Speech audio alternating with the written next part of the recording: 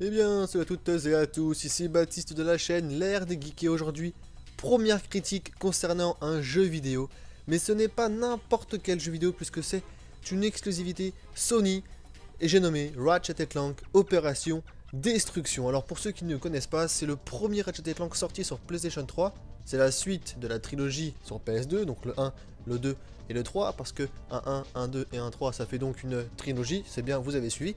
Et donc comment va se passer cette petite critique? Eh bien je vais vous dire tous les points positifs du jeu, les points négatifs du jeu que j'ai relevés, mais aussi les points négatifs et positifs, c'est-à-dire les points qui sont neutres concrètement. Alors, je sais pas trop vraiment par quoi je vais commencer, mais je pense que je vais quand même dire les positifs en premier. Déjà pour moi ce jeu est bon. Alors, c'est la base. Le point positif de ce jeu, c'est que vraiment ça reprend la base de Ratchet & Clank, le 1 et le 2, le 3. C'est une suite, on n'est pas déçu quoi. On a envie de retrouver, enfin personnellement, la trilogie sur PS2 c'est une de mes préférées. Donc clairement quand j'ai eu le jeu, j'ai envie de me retrouver, j'ai envie de revoir les personnages, j'ai envie de retrouver tout le système de jeu tout simplement. Et pour le coup c'est vraiment du pur et dur comme on aime. Il y a beaucoup de planètes différentes, c'est encore un point positif que j'ai noté, parce que j'ai vraiment l'impression qu'il y a beaucoup plus de planètes que sur celle d'avant. Et donc au total il y en a 18, et il y a plein d'univers différents. On peut retrouver la neige, on peut retrouver celles qui ressemblent un petit peu au Jurassique, on peut retrouver par exemple voilà, celles qui sont dans les bases ennemies, donc avec les couleurs rouges, sombres, noires, avec de la lave, on peut retrouver toutes les façons de planètes, tous les lieux de planètes possibles, on les retrouve dans ce jeu. Et donc ça encore une fois c'est aussi quelque chose qui était dans les premiers, parce que pour ceux qui y ont joué, dans le 2 notamment, il y a vraiment toutes les planètes possibles, et d'ailleurs je crois qu'il y en a plus, mais en tout cas par rapport au 1 et au 3, à mon souvenir, il y a vraiment plus de planètes dans celui-là. Ensuite, en point positif, c'est l'arrivée de nouvelles armes. Donc ce n'est pas des armes à proprement parler, c'est des... D'ailleurs, à propos de ça, j'en reviendrai après. C'est des gadgets, ils appellent ça des dispositifs, donc c'est un nouveau marchand en fait qui est disponible. Et il te permet d'acheter des gadgets, donc encore une fois qu'ils appellent ça dispositifs. Et c'est... Comment expliquer ça? C'est comme une arme, sauf que celle-ci, on peut pas l'améliorer. Et en fait, on peut en avoir genre 3 sur 4, enfin 3 sur 3, etc. Donc c'est à petite quantité. Et chacun a une spécificité. Par exemple, on peut appeler un robot Zurkon qui s'appelle ça. Donc c'est le robot qui va se mettre, qui est à tes côtés et qui va te tirer avec toi. Il y a une nouvelle boule qui s'appelle ça. La boule gros vitron, je crois.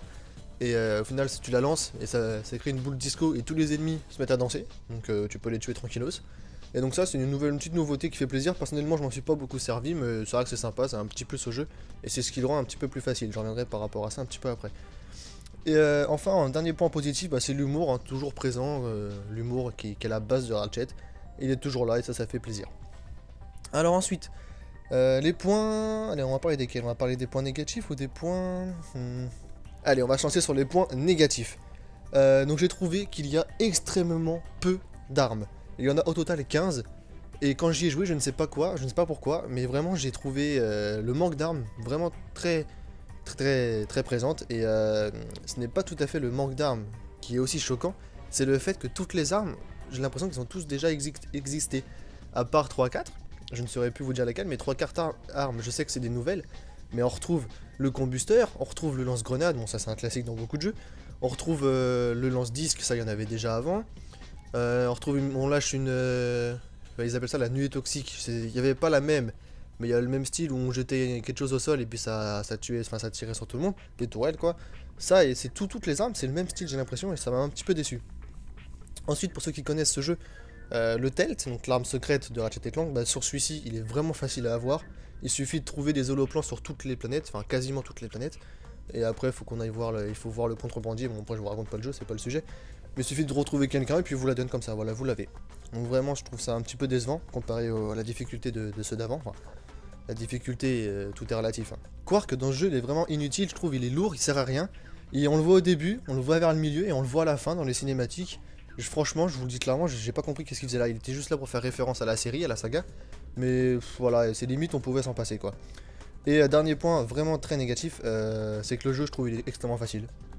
Je suis mort mais à chaque fois que je meurs c'était quand je tombais d'une falaise parce que j'ai pas vu, je faisais n'importe quoi. Mais je suis mort très rarement par les ennemis, par contre ils font mal. Hein.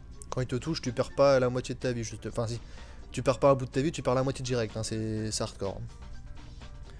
Et j'ai un petit point positif que j'avais pas vu tout à l'heure, enfin que je viens d'y penser là. Il y a toujours les petits boulons en or et toujours les points de compétence, comme ceux qui connaissent sur Ratchet & Clank, ça fait toujours plaisir, hein, c'est voilà, un petit truc au passage. Alors ensuite, le point que j'aime bien, donc c'est les points neutres, voilà, qui sont là, qui font plaisir plus ou moins, et qui, voilà, en fait, comment dire, ces points-là, c'est vraiment, c'est pas un truc de ouf, mais en fait, il faut qu'ils soient dans le jeu, vous voyez ce que je veux dire? Par exemple, les armes qui sont améliorables du niveau 1 au niveau 5, bah ça c'était déjà présent dans le 3, donc c'était la nouveauté du 3 d'ailleurs, et bon là c'est encore disponible, donc c'est parfait, mais voilà, si c'est là, donc c'est tant mieux, c'est bien, faut que ça soit là. Donc là j'ai mis par contre le plus-moins les mêmes styles d'armes, donc c'est vrai que c'est plutôt négatif. La phase de jeu de Clank, dans chaque jeu on peut contrôler Clank, c'est le petit robot, et dans ce jeu là j'ai pas forcément apprécié. Et voilà, donc ce jeu offre un univers de pirates. On voit souvent des pirates robots. Bon, pourquoi pas, mais c'est vrai que ces ennemis sont un petit peu... ils reviennent souvent, quoi. Et donc c'est vrai, comparé aux anciens, encore une fois, il y a quand même moins de créatures, je trouve, même s'il y en a quand même pas mal.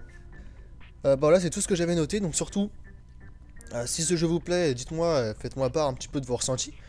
Pour donner une petite note à ce jeu, je dirais quand même un bon 17, parce qu'il a une durée de vie quand même, très très bonne. J'y ai joué pendant une semaine, on va dire. Mais voilà, j'ai vraiment tous les jours en jouant, on va dire 2 heures, c'est quand même pas mal. 2-3 heures. Après, bon, j'ai pas récupéré tous les bons en or et j'ai pas récupéré tous les points de compétence, donc ça forcément ça rajoute tout du temps de jeu. Donc c'est un bon point là-dessus. C'est la base de Ratchet & Clank. On retrouve le Capitaine Quark, même si c'est pas ouf. Nouvel ennemi à la fin, bah, il y a ce qui se passe dans tous les jeux, il meurt. Bref, c'est un bon jeu, pour ceux qui n'y ont pas joué, allez-y, c'est un bon jeu de plateforme, à une belle époque, la bonne PS3. Moi je vais aller sur Ratchet & Clank Cracking Time, et puis pourquoi pas refaire une vidéo dessus plus tard. Sur ce, j'espère que ça vous aura plu, dites-moi tout dans les commentaires, je vous souhaite une bonne soirée, ciao.